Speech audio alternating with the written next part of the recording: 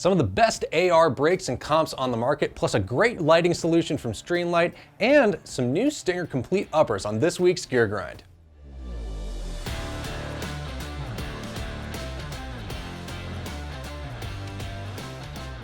Let's start with a good foundation, a complete upper receiver from Stinger with a 15-inch handguard and Cerakote finish of your choice. Stinger's had uppers with the Hawk handguard for a while, so that's Picatinny up top, M-LOK at 3, 6, and 9, plus a small built-in rail near the muzzle on the bottom and full rail on the top. Now you have the options for any of Stinger's M-LOK handguards, like the sleek Vulcan, the quad rail hybrid Raptor, or the lightweight simplicity of the Viper. All these handguards come with integrated QD sockets for slings, so they're good to go basically out of the box for your gear. Speaking generally, you're getting a great fit and finish no matter what you choose. No sharp edges or burrs, but like I mentioned, you have your choice of handguards for this upper, so a lot of the feel depends on which design and which features you like best.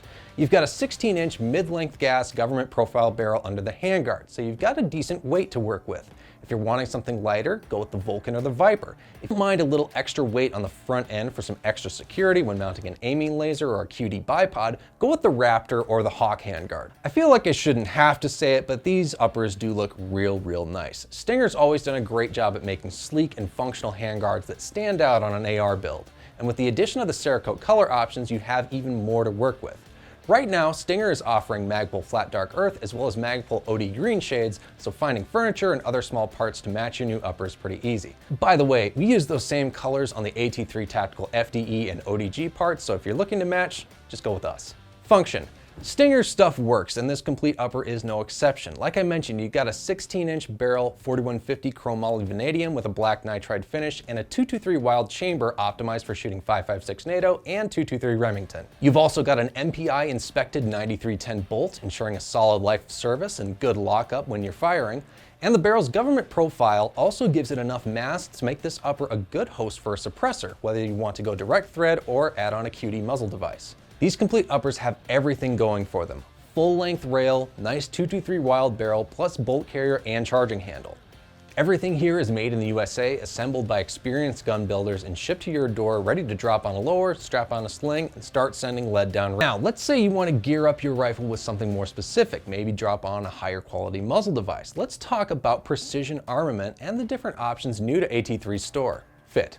Right now, we have all the Precision Armament muzzle devices made for the AR-15, threaded 1/2x28 for 5.56. We also had the EFAB hybrid flash hider, hyper tap muzzle brake, and the M472 compensator also come in 5/8x24 for your 300 blackout and 308 AR platforms. And the M472 also comes as an AK specific version with washers to ensure good timing with your rifle, which is fine, but could be better. As the brand name implies, all of these muzzle devices have great attention to detail and thread on securely to your barrel. I have to say, all around, these muzzle devices do have some of the best looks in the industry. Every design is very well thought out. You can get the brakes in stainless or black nitride, and they really do stand out, blending innovative machining with an aesthetic that enhances basically any rifle. Features.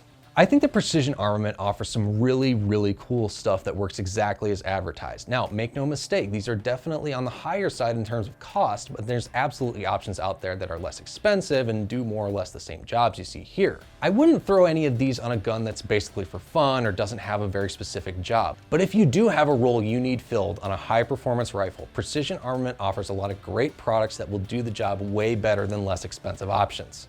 Now, let's talk about weapon lights, specifically the TLR RM Series, which are made as an all-in-one sighting solution for your long gun. The RM1 and RM2 weapon lights fit perfectly in place on your rifle's top rail. On a typical M-LOK handguard, it's really easy to just C-clamp and press the button to activate the light, and/or laser if you choose a model with a laser. You can also grab yourself a pressure pad if you prefer to have that control a bit deeper in the handguard, but it's completely usable without one. These are also small enough to fit on some 5-slot rail adapters if you want to mount that on your rifle. The main button in the RM lights has a pretty good tactile feel to it, but it's a bit high up off the rail. If you have other accessories on the bottom or sides of the rifle, you may find that reach is a bit cumbersome. For the most part, since this is an all-in-one lighting solution, you won't have too much difficulty. I will say you probably want this on a shorter rifle because C-clamping on a 15-inch handguard can also be a little bit uncomfortable. Form. Simple and sleek, with the RM1 lights being even lower profile than the RM2, but we'll get to that a little later. These lights don't really add a lot of bulk to your rifle in either case. I'd say they're comparable to a classic flashlight tube, plus a little extra bulk from the pressure pad. That said, they all look great on a black rifle. Function. Personally, I've not had any issues with these lights breaking down, though their use case puts the bezel very close to the muzzle, so subject to all the muzzle blasts that you'd expect. But as long as you keep wiping down your front lens, making sure you change the batteries once in a while, I don't think you're going to be much worse for wear. The RM1 has a 500 lumen output, which I think is perfectly bright for most indoor uses, but the RM2 has 1000 lumens, which of course is mo lumens, mo beta. It's a little bulkier because it needs 2 batteries, but if you want that extra output, I'd say go for it. Here's where we start making some decisions. The RM series of lights has a lot of different models, some just a flashlight with varying power, others with a choice of red or green laser in addition to the light. And I think if you're looking at a good lighting solution at a good price and probably on a shorter AR-15, I think this becomes a very compelling option for outfitting a self-defense rifle. Well, I hope you enjoyed this video. Next time we'll slide into even more upgrades for your ARs and pistols. And as always, if there's an AR or pistol upgrade you want me to go hands-on with, drop a comment below. I'll give you my honest take on it in a future video. Peace.